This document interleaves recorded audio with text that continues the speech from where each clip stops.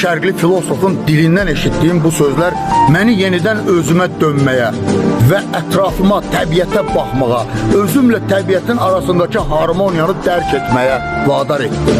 Yaşadığım hissləri sözlə ifadə edə bilməyəcəyim bir təsir buraxdı. O belə deyirdi: bu təbiətdə heç bir şey özü üçün yaşamaz. Bulaqlar öz suyunu içə bilməz. Ağaclar öz meyvəsini yeməz. Güneş özü üçün isitməz. Ay özü üçün şəfəq saçmaz. Çiçək özü üçün ətir saçmaz. Torpaq özü üçün bəsləməz. Buludlar öz yağmurundan islanmaz. Təbiətin ali qanununda ilk maddə budur: hər şey biri-biri üçün yaşar.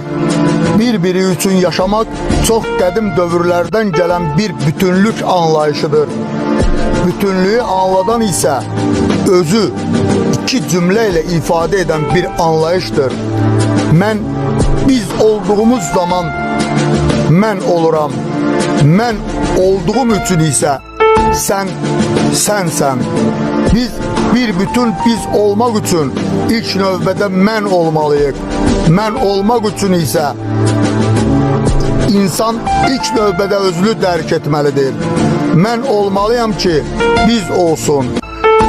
Mən özümü dərk etməliyəm ki bizi dərk edim. Hər bir insan özünü dərk etməlidir ki, özünü tanımalıdır ki bizi tanısın. Məni dərk edən insan özü dərk edər və həqiqətə vaqif olar. Bizi tanıyar, bütünü tanıyar, özü tanıyar.